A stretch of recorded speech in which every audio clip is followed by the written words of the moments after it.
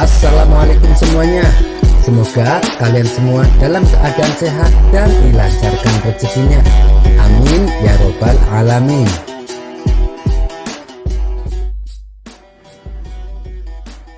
Dikisahkan Abu Nawas telah melakukan suatu kesalahan yang membuat Baginda Raja sangat murka. Baginda Raja lalu memerintahkan beberapa prajurit istana untuk secepatnya menangkap Abu Nawas. Sementara Abu Nawas yang sedang berada di rumah memberitahukan kepada istrinya, "Wahai istriku, sepertinya aku harus meninggalkan kampung halaman untuk beberapa waktu," ucap Abu Nawas kepada istrinya. "Ada masalah apa lagi, wahai suamiku? Kenapa engkau terlihat ketakutan?" tanya sang istri khawatir. "Aku telah membuat kesalahan yang membuat Baginda Raja murka. Saya yakin tidak lama lagi pasukan istana akan datang kemari untuk menangkapku," balas Abu Nawas. Abu Nawas lalu mengemas bajunya ke dalam tas dan segera pergi meninggalkan rumah. Ternyata dugaan Abu Nawas benar. Selepas kepergiannya, beberapa prajurit istana datang menggeledah rumah Abu Nawas. "Mana Abu Nawas?" tanya salah satu prajurit kepada istri Abu Nawas. "Dia sudah pergi meninggalkan kampung ini," jawab sang istri. Karena tak berhasil menangkap Abu Nawas, para prajurit langsung balik ke istana menghadap Baginda Raja. "Mana Abu Nawas?" tanya Baginda Raja. "Ampun Paduka yang mulia, Abu Nawas sudah tidak ada di rumahnya. Kata istrinya dia sudah meninggalkan kampung ini," jawab salah satu prajurit. "Kurang ajar, dia coba menghindari hukuman," pikir Baginda Raja.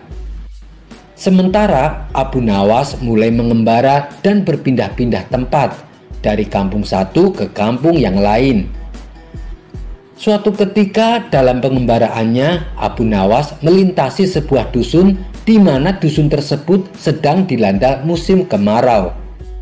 Abu Nawas yang mengenakan jubah dan sorban layaknya ulama besar sempat menyita perhatian warga.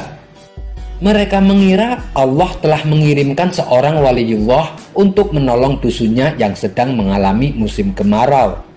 Maka para warga pun segera mengerumuni Abu Nawas. "Assalamualaikum Syekh, sudilah kiranya Tuan Syekh mampir sebentar di rumah kami," pinta seseorang yang merupakan kepala dusun tersebut. Sebenarnya Abu Nawas sudah menolaknya, namun karena para warga memaksa, ia pun mau tidak mau menerima ajakan mereka. Di rumah kepala dusun, Abu Nawas dijamu berbagai macam hidangan. Ia diperlakukan istimewa layaknya raja. Setelah Abu Nawas selesai memakan hidangan, ia pun bertanya kepada para warga, "Apa yang membuat kalian memperlakukan saya sedemikian istimewa, padahal kalian tidak mengenal saya?" Para warga lalu mengadukan permasalahannya kepada Abu Nawas. "Begini Tuan Syekh, dari penampilan Tuan, kami yakin kalau Tuan adalah ulama besar yang dikirim oleh Allah untuk membantu desa kami," tutur kepala dusun.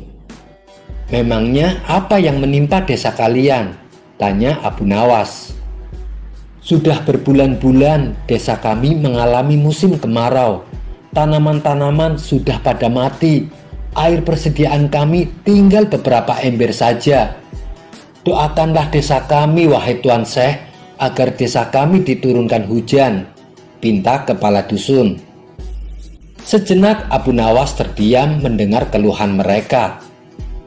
"Aku sendiri sudah berbulan-bulan tidak mandi dan bajuku sudah lama tidak dicuci. Padahal tujuanku ke sini untuk menumpang mandi," pikir Abu Nawas. Tidak berapa lama muncullah ide cemerlang di otaknya. "Baiklah, saya akan memanjatkan doa kepada Allah supaya desa kalian diturunkan hujan. Tapi ada syaratnya," ujar Abu Nawas. "Apa itu syaratnya Tuan Syekh?" kami bersedia melakukannya, balas kepala dusun. Syaratnya adalah kumpulkan semua air persediaan kalian dan taruh di tengah lapangan, perintah Abu Nawas. Maka datanglah tiap kepala keluarga dengan membawa air terakhir yang mereka miliki. Total air yang terkumpul hanya 2 ember saja. Kemudian air tersebut ditaruh di tengah lapangan. Abu Nawas lalu melepas bajunya dan mencucinya dengan air di ember pertama. Sedangkan air di ember kedua ia gunakan untuk mandi. Melihat hal itu, para warga pun menjadi terkejut. Bahkan ada salah satu warga yang berteriak kepada Abu Nawas, "Wahai Tuan Syekh, itu air terakhir persediaan kami yang rencananya untuk minum anak-anak kami." Perbuatan Abu Nawas ini tentunya mengundang reaksi kemarahan warga. Ada yang mencemooh, ada yang membentak, ada pula yang menghujat.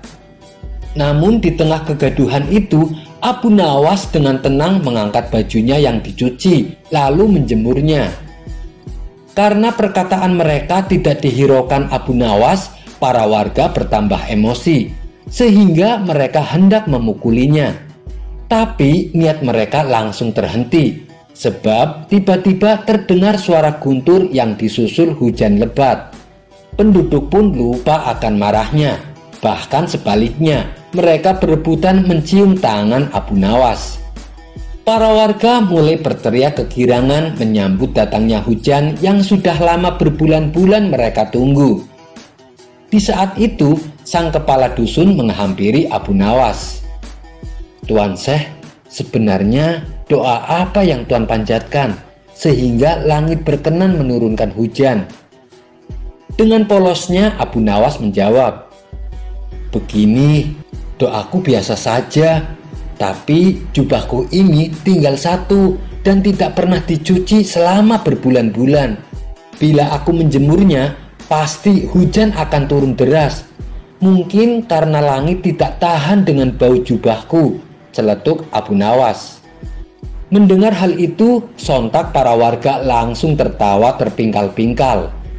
Sejak saat itu, Abu Nawas mulai menetap di sana sembari menunggu kemarahan Baginda Raja mereda. Sekian dulu perjumpaan kita kali ini. Sampai bertemu lagi di kisah selanjutnya. Terima kasih yang sudah subscribe dan setia menonton channel ini. Wassalamualaikum warahmatullahi wabarakatuh.